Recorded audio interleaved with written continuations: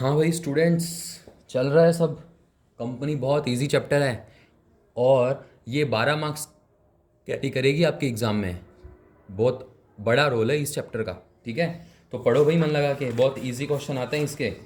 ठीक है, चलो भाई देखो, आज हमें स्टार्ट करना था। हमने हमारी प्रीवियस क्लास में देखा था कि जब डिबेंचर इशू करते हैं कैश के लिए तो क्या एंट्रीज होती है अदर देन कैश के लिए। फिर हमने कैश के लिए देखा था और लमसम पेमेंट में। आज हम दो क्वेश्चन करने वाले हैं इंस्टॉलमेंट्स के। ठीक है, इंस्टॉलमेंट्स के। चलो स्टार्ट करते हैं। निकालो न्यूमेरिकल नंबर को, न्यूमेरिकल क्वेश्चन निकालो 14th question number 14। Question number 14 देखो, रीड करते हैं पहले क्वेश्चन को। ईजी सा क्वेश्चन है बिल्कुल। शेयर का आता है तो ये भी कर लोगे, कोई प्रॉब्लम नहीं होगी। Tanmay limited issue 2000 9% debenture, 9% debenture, debenture का नाम है, of 100 rupees each at 20% premium पे। 100 रुपीज़ का 120 में इशू करेंगे। पेबल एज फॉलोज, एप्लीकेशन पे 40 रुपये, अलॉटमेंट पे 45 इंक्लूडिंग प्रीमियम।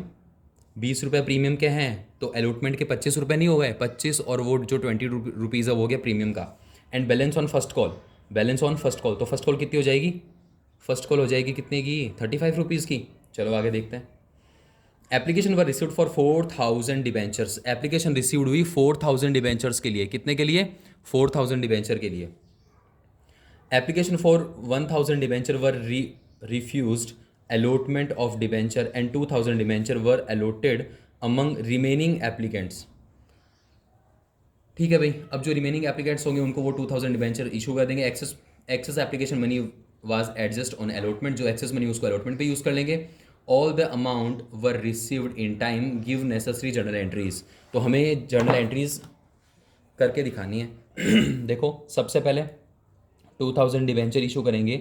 100 रुपीज़ का डिबेंचर है, 20% प्रीमियम पे, तो इशू प्राइस होगी 120। एप्लीकेशन रिसीव्ड होंगे 4000 डिबेंचर के लिए, जिसमें से 1000 को हमें करना है रिफंड। ओके सर, तो अब हमारे पास रिमेनिंग एप्लीकेंट्स है 3000, जिनको हम अलॉट करेंगे 2000 debenture.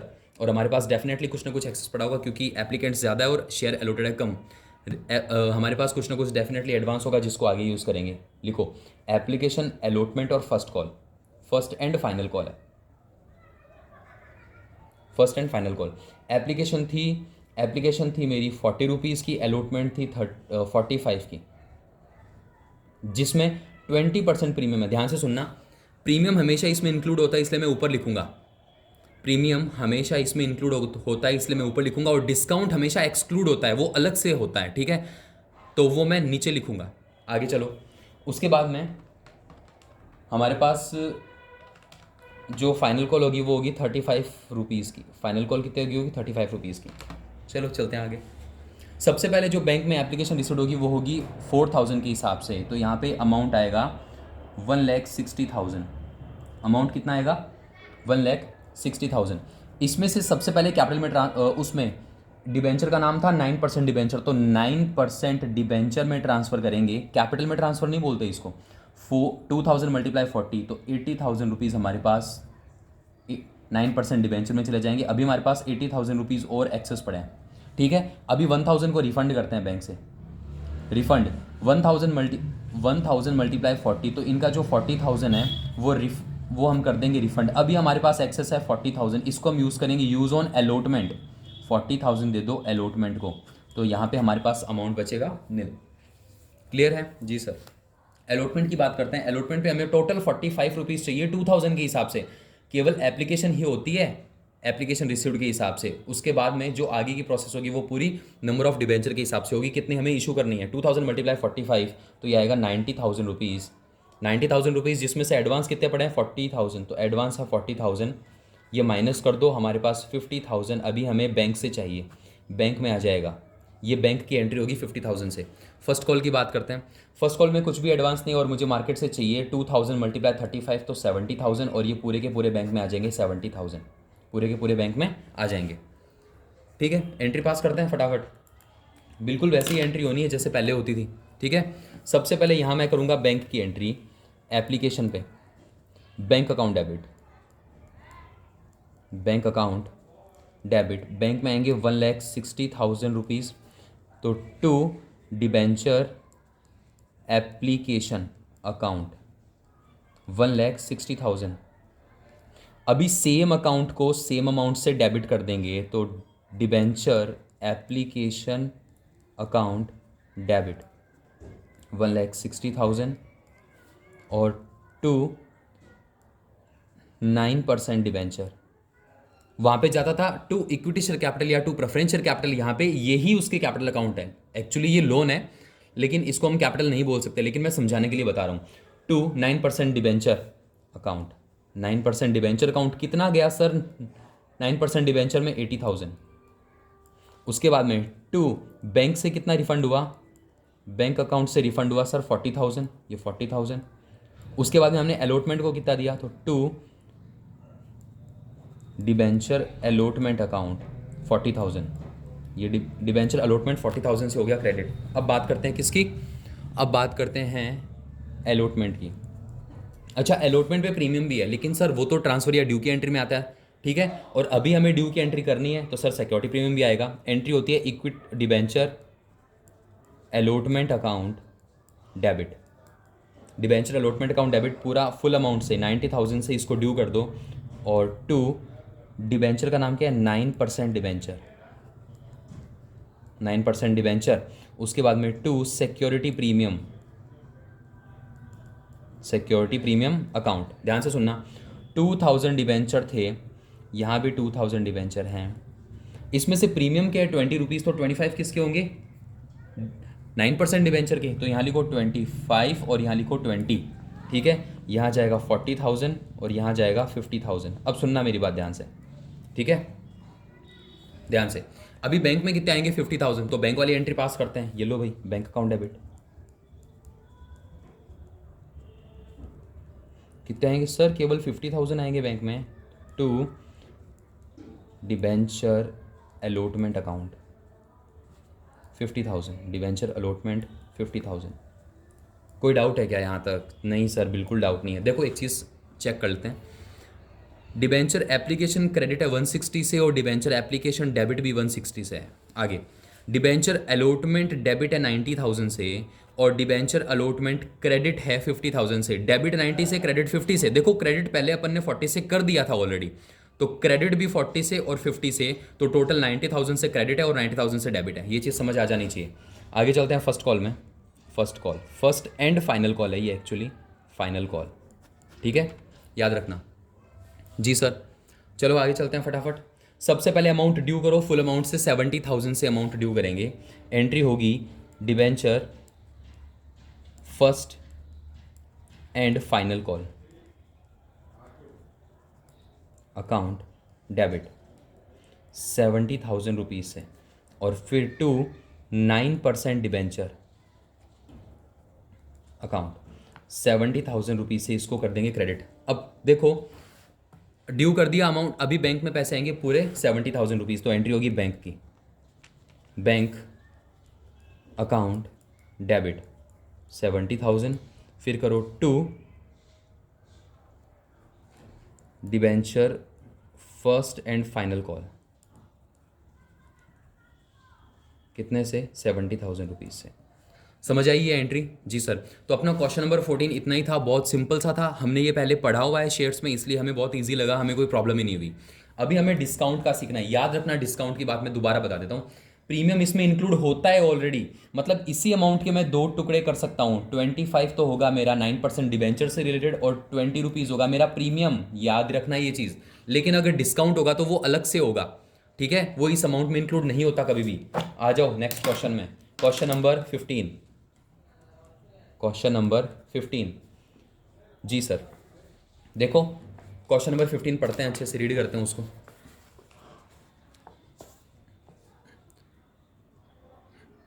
Rajendra limited issued 15,000 12% debenture. ये 12% डिबेंचर उसका नाम है, तो डर मत जाना। अच्छा, ये इंटरेस्ट रेट भी होती है, इसी के हिसाब से उस लोन पे इंटरेस्ट पे किया जाता है, उसको कूपन रेट भी बोलते हैं। ये जो 12% है इसको क्या बोलते हैं? Coupon rate. आगे चलो। Of 100 rupees each, 100 rupees each at a discount of 5%। 100 rupees का हमें इशू करना होगा 95 रुपीज़ में, ठीक है। Payable as follows: 30% on application, 35% on allotment and balance on first and final call. Application were received for whole of the debenture. Application received होगी सारे के सारे डिबेंचर्स के लिए। एप्लीकेशन रिसीव्ड हो गई applications and debenture were allotted, debenture भी allot कर दिए। All the amount was received on time, सारे के सारे जो पैसे वो टाइम पे रिसीव हो गए, एक्सेप्ट किसको छोड़ के, one debenture holder who held 500 debentures, उसके पास 500 डिबेंचर्स थे, डिड नॉट पे the first and final call, उसने फर्स्ट एंड फाइनल कॉल नहीं दिया। गिव जर्नल एंट्रीज, हमें जर्नल एंट्रीज देनी है and cash book of company, cash book बनानी है। चलो भाई स्टार्ट करते हैं क्वेश्चन को। सबसे पहले यहाँ लिख लेता हूँ मैं, कंपनी 15,000 डिबेंचर इशू कर रही है 100 रुपीज़ वाले, लेकिन वो कर रही है 5% डिस्काउंट पे, मतलब 95 रुपीज़ में। एप्लीकेशन, अलॉटमेंट और first and final call. Application थी 30% की, मतलब कि 30 रुपए की।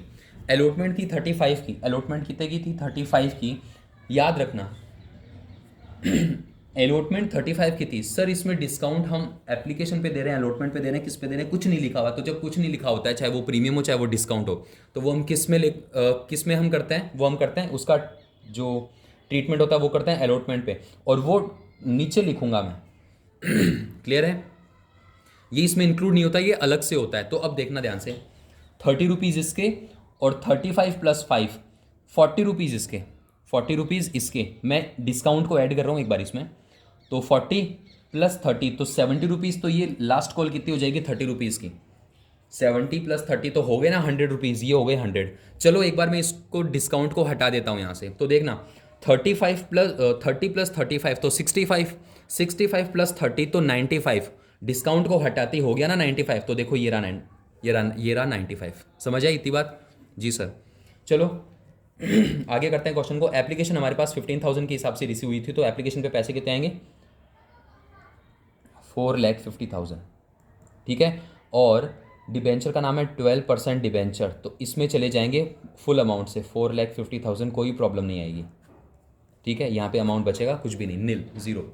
आगे अलॉटमेंट की बात करते हैं। सुनना, 35 रुपीज़ के हिसाब से हमें पैसे मंगवाने और 5 रुपये का मैं डिस्काउंट दूंगा, तो बताना बैंक में 35 के हिसाब से आएंगे या 40 के हिसाब से आएंगे। सर बैंक में तो 35 आएंगे, ये तो 5 रुपये का डिस्काउंट है ना, तो बैंक में कितने आएंगे, 35 के हिसाब से।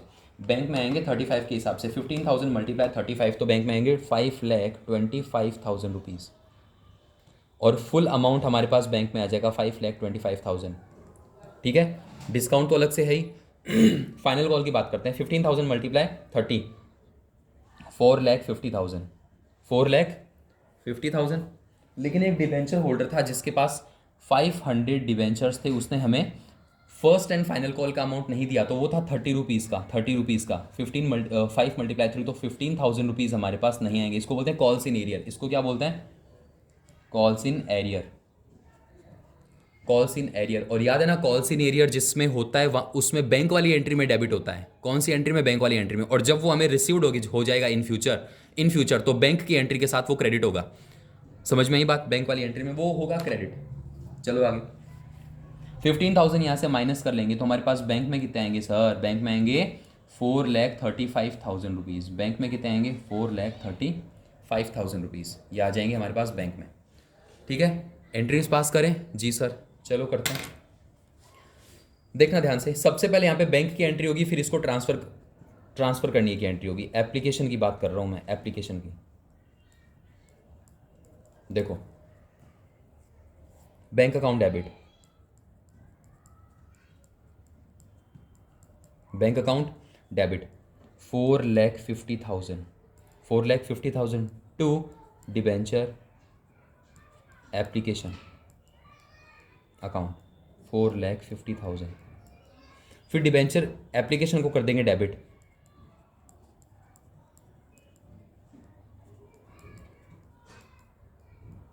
$4,50,000, और टू डिबेंचर का नाम है क्या, 12% डिबेंचर, तो टू 12% डिबेंचर कितने जाएंगे, 15,000 × 30 रुपीज़ के हिसाब से एप्लीकेशन में जाएंगे 4,50,000। कोई प्रॉब्लम ही नहीं है, सिंपल सा था। अभी बात करते हैं अलॉटमेंट की। अलॉटमेंट में हमारे पास डिस्काउंट भी है, और डिस्काउंट है ना वो एज ए सिक्योरिटी प्रीमियम की तरह ही हम उसको क्या करते हैं, ट्रांसफर या ड्यू की एंट्री में सिक्योरिटी प्रीमियम तो करते हैं क्रेडिट, और डिस्काउंट कर देंगे डेबिट। बिल्कुल सही।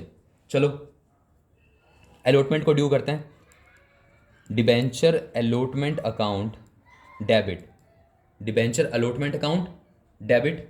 देखो अलॉटमेंट पे 35 मंगाएंगे और 5 रुपीज़ होंगे डिस्काउंट के, तो यहाँ करो discount on issue of debenture, debenture debit, ये भी डेबिट होगा ये भी डेबिट होगा, और टू 12% डिबेंचर, टू 12% डिबेंचर। यहाँ कितने जाएंगे 15,000 मल्टीप्लाई 35 के अकॉर्डिंग, यहाँ जाएगा 15,000 मल्टीप्लाई 5 के अकॉर्डिंग, ठीक है। और इन दोनों को अगर मैं टोटल करूँ तो 40 रुपीज़ ये कहाँ जाएंगे फेस वैल्यू के हिसाब से 12% डिबेंचर में, 15,000 मल्टीप्लाई 40, तो यहाँ जाएगा 6 लाख रुपए। कितने जाएंगे 6 लाख रुपीज़। यहाँ होगा 5,25,000, 5 रुपीज़ के हिसाब से 75,000 रुपीज़, ठीक है। अब देखो बैंक में कितना आ रहा है 5,25,000 रुपीज़, एंट्री करो बैंक अकाउंट डेबिट। देखो जितनी ज़्यादा जितनी अच्छे से प्रैक्टिस करोगे फुल डेडिकेशन के साथ, उतनी आपकी अच्छी प्रैक्टिस होने वाली है। कंपनी जो चैप्टर है बहुत इजी है, फ्री के नंबर है इसमें से, बट कंडीशन क्या है कि प्रैक्टिस, सिर्फ और सिर्फ प्रैक्टिस, ठीक है। चलो बैंक में कितने आ जाएंगे 5,25,000 रुपीज़। टू किससे रिलेटेड है अलॉटमेंट से, तो to debenture allotment 5,25,000 rupees bank में, तो इतने आएंगे ना जी सर। फर्स्ट कॉल की बात करते हैं। फर्स्ट कॉल पहले फुल अमाउंट ड्यू कर दो 4,50,000, फुल अमाउंट का कर दो ड्यू, एंट्री होती है debenture first call, first and final call है, ठीक है ना। ये 4,50,000 टू 12% डिबेंचर 4,50,000, बैंक में कितना आएंगे 4,35,000 और कॉल इन एरिया रह जाएगा 15,000, एंट्री होगी बैंक अकाउंट डेबिट। बैंक में कितने आएंगे 4,35,000, 4,35,000 और कॉल्स इन एरियर में तो है, तो यहाँ लिखो calls in arrears account debit, arrear account debit. Call in arrear में था 15,000, ये 15,000 यहाँ लिखो, और टू डिबेंचर फर्स्ट कॉल, जो बैंक में पैसे है वो फर्स्ट कॉल के ही तो थे, फर्स्ट कॉल 4,50,000, इसका टोटल करके यहाँ लिख दो। अब ध्यान से सुनना, ध्यान से एक चीज़ बता देता हूँ। डिबेंचर एप्लीकेशन कितने से क्रेडिट है 450 से, तो डेबिट कितने से 450 से, ओके ये एंट्री क्लियर है। अलॉटमेंट की बात करते हैं। डिबेंचर अलॉटमेंट कितने से डेबिट है 525 से, और डिबेंचर अलॉटमेंट कितने से क्रेडिट है 525 से, ये भी एंट्री हमारी क्लियर है। आगे चलो फर्स्ट कॉल, फर्स्ट कॉल 450 से डेबिट है और फर्स्ट कॉल 450 से क्रेडिट भी है। समझ में आई इतनी बात जी सर। देखो एक चीज़ और बता दूं मैं, इसने पूछा है बैलेंस शीट का टोटल कितना होगा, तो बैलेंस शीट में हमारे पास एसेट साइड में तो होगा कैश, एसेट साइड में क्या होगा हमारे पास कैश। मैं बैलेंस शीट अभी नहीं बता रहा हूँ, अभी केवल एकदम रफ में बता रहा हूँ। इस साइड तो होगा हमारे पास कैश और इस साइड होगा हमारे पास 12% डिबेंचर, जो हमारा लोन होता है, लोन, इसीलिए इसको लायबिलिटी में लिखते हैं। तो सबसे पहले देखो हमारे पास कैश में कितना है और इन दोनों का साइड का टोटल इक्वल होता है, पता है ना। देखो मेरे पास कितना कैश है बताता हूँ आपको मैं। सबसे पहले मेरा बैंक डेबिट हुआ है 4,50,000 से, 4,50,000 से बैंक डेबिट है। उसके बाद में बैंक देखो डेबिट कितने से, डेबिट है 525 से, 525 से, तो 525 से डेबिट हो जाएगा अगेन। उसके बाद डेबिट है 435 से, तो प्लस करो 435, तो ये हो गया 14,10,000 रुपीज़, 14,10,000 रुपीज़। देखो बैंक मेरा डेबिट हुआ है ना, डेबिट हुआ है, इसका डेबिट बैलेंस है, बैलेंस शीट की एसेट्स में जाता है मेरे पास कैश या बैंक करके, बैंक। समझ आई बात इतनी। 12% डिबेंचर का अकाउंट देखो कितने से क्रेडिट है, 12% डिबेंचर का अकाउंट देखो कितने से क्रेडिट है, और उसमें से फिर सबसे लास्ट में मैं कॉल्स इन एरियर माइनस करूंगा, याद रखना। तो ध्यान से सुनना, एक तो ये रहा 12% डिबेंचर 4,50,000 से, 4,50,000 से ये क्रेडिट है, देखो क्रेडिट है इसीलिए बैलेंस शीट की लायबिलिटी में जाएगा। उसके बाद में 12% डिबेंचर 6 लाख रुपीज़ है, तो 6 लाख रुपीज़ इसमें ऐड कर दो। उसके बाद है 12% डिबेंचर 4,50,000, 4,50,000 भी इसमें ऐड कर दो। बट एक प्रॉब्लम है, हमने इसको डिस्काउंट पे इशू किया था, तो डिस्काउंट का अकाउंट, डिस्काउंट कितने रुपए से 75,000 से, ये इसमें से माइनस कर लो 75,000, और हमारे पास एक कॉल इन एरियर थी 15,000 की, ये भी माइनस कर लो, तो हमारे पास डिबेंचर कितने के हैं 4,10,000 रुपीज़ के। समझ में आई बात इतनी जी सर, क्लियर है बिल्कुल। तो इसके साथ अपने 2 क्वेश्चन कंप्लीट हो गए, ठीक है। अगली क्लास में हम ये पढ़ने वाले हैं कि सर, ओ सर सुनो तो, देखो नेक्स्ट क्लास में क्या पढ़ने वाले हैं हम, अरे देख लो भाई, हमने अदर देन कैश पढ़ा, फॉर कैश के लिए पढ़ा, lump sum payment, installment. Next class में हम पढ़ने वाले हैं एज ए कोलेटरल सिक्योरिटी। क्या पढ़ने वाले हैं? As a collateral security. ठीक है, बहुत ईजी है। अगर नेक्स्ट क्लास में टाइम बचा तो हम according to the condition of redemption भी पढ़ने वाले, और ये मोस्ट इंपॉर्टेंट टॉपिक है। अच्छों को समझ नहीं आता लेकिन बहुत ईजी है। सबसे ईजी टॉपिक आपकी पूरी चैप्टर का, सबसे ईजी टॉपिक है according to the condition of redemption. ये बहुत ईजी है। ठीक है, मैं सोच रहा हूँ इसके लिए एक सेपरेट क्लास ही बना दूँ आपकी। तो नेक्स्ट क्लास में हम पढ़ेंगे एज ए कोलेटरल सिक्योरिटी, और इसको पढ़ेंगे हम अगली क्लास में। ठीक है जी सर, कोलेटरल सिक्योरिटी पढ़ेंगे, फिर इसके 1-2 न्यूमेरिकल क्वेश्चन कर लेंगे। ठीक है, फिर अगली क्लास में पढ़ेंगे अकॉर्डिंग टू द कंडीशन। तो 1 और 1 2, और 2 क्लास, और उसके बाद में आपकी 2 क्लासेज और आने वाली है। तो टोटल आपकी कितनी 4 क्लासेज और आएगी आज के बाद। ठीक है, चलो भाई पढ़ो फिर अच्छे से मन लगा के। कुछ भी डाउट हो तो पूछ लिया करो, कॉल करके, जैसे भी पॉसिबल हो। मैं एनी टाइम आपकी हेल्प करने के लिए तैयार हूँ भाई। आप पढ़ो तो सही, बस रात को मत करना सर 2 बजे पढ़ रहे थे हैं, ऐसा नहीं होना चाहिए भाई। हैं ठीक है भाई, मिलते हैं नेक्स्ट क्लास में।